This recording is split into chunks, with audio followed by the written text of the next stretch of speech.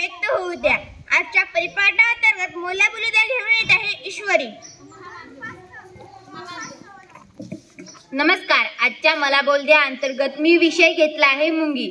मित्रो, सर्वप्रथम मुंगी आपल्यासाठी फार महत्त्वाची असते। तिच्याकडून आपल्याला खूप मोठी प्रेरणा भेटते की आपल्याला काम कसं केलं पाहिजे, त्यामध्ये कंटाळा नाही केलं पाहिजे।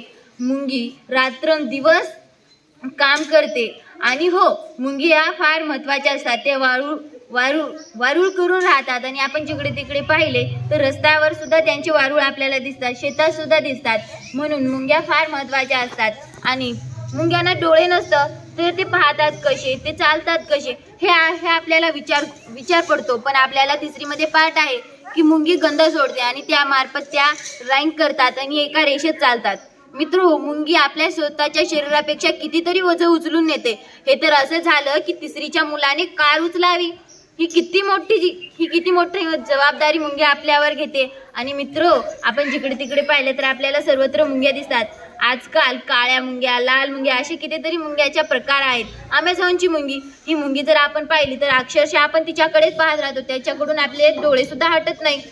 आणि हो, मुंगी ती अमेझॉनची मुंगी ही साध्या मुंगीपेक्षा कितीतरी पट मोठी असते आणि अमेझॉनची मुंगी जर माणसाला जर चावली तर माणूस 12 तास आकडून राहतो, त्याला काहीच करता येत नाही। आणि मित्रो, किशोर या मासिकमध्ये मी एक पाठ वाचलं होतं, एड आणि एडच्या मुंगी। यामध्ये त्या लेखकाने असं मांडलं आहे की मुंगी ही स्वतःसाठी सुद्धा अन्न जमा करते आणि त्याचबरोबर तिच्या बहिणीसाठी सुद्धा अन्न जमा करते। हे मला त्या पाठामधून कळालं। आणि मुंग्या वारूळ करून राहतात, तर त्यांच्या वारुळामध्ये काय काय असतं, कोणत्या प्रकारच्या कोणत्या प्रकारच्या खोली असतात, त्या कशा राहतात, हे आपण जाणून घेतलं पाहिजे। आपण लहानपणापासून एक गोष्ट ऐकली आहे, ती म्हणजे मुंगीची आणि नागतोड्याची। त्यामध्ये मुंगी प्रेमळ असते, ती कशा प्रकारे नागतोड्याला समजून सांगते हे सुद्धा आपल्याला त्या कथेमधून कळतं। आणि मित्र, मुंगीसारखे आपण एक दुसऱ्यांना सहकार्य केलं पाहिजे, हे मला मुंगीकडूनच शिकायला भेटलं। मुंगी, आपण म्हणतो की रात्र आणि दिवस जागणारी प्राणी कोण आहे, तर ती मुंगी आहे। ती आपल्याला रात्री सुद्धा दिसते आणि दिवसात सुद्धा दिसते। मुंगी फार मेहनती असते, कष्टाळू असते। आपण मुंगी पाहिली तर तिला हाताने मारून टाकतो, पण आपण तसं केलं नाही पाहिजे, कारण त्या मुंगीला सुद्धा जीव असतो, त्याला सुद्धा प्राण असतो, तसं आपण केलं नाही पाहिजे। आणि मुंगीच्या टीममध्ये एक राणी सुद्धा असते, ती राणी त्या मुंगींना प्रोत्साहन करते, हे मला त्या पाठामधून कळालं। आणि हो, त्या मुंगी एकाच रेषेमध्ये कसं चालत असतील हे मला कळालंच नाही।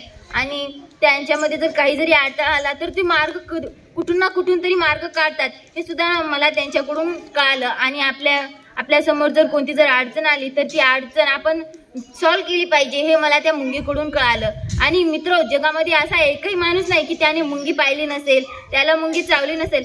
प्रत्येक माणसाने मुंगी पाहिली आहे, प्रत्येक माणसाला मुंगी चावली आहे। तसंच आपण मुंगीचं महत्त्व ओळखलं पाहिजे आणि तिला मारलं नाही पाहिजे आणि तिची काळजी घेतली पाहिजे, कारण निसर्गाची जर साखळी जर तुटली तर पूर्ण साखळी तुटते। निसर्गातलं एक जर घटक जर कमी झालं तर पूर्ण निसर्ग नष्ट होतो, हे आपल्याला माहित आहे। तर आपण मुंगीचा बचाव केला पाहिजे। आज घरामध्ये आपण जर साखर जर सांडली तर त्या जागी मुंग्या होतात। आपण जर कुठे जर काही जरी टाकलं खाण्याचे पदार्थ तर त्या जागी मुंग्या तयार होतात। तर त्या मुंग्या किती मेहनतशील असतात, किती कष्टाळू असतात, किती प्रेमळ असतात, हे आपण त्यांच्याकडून शिकलं पाहिजे।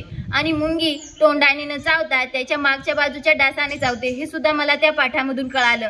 आणि मित्र, मुंगीचं आपण संरक्षण केलं पाहिजे। धन्यवाद।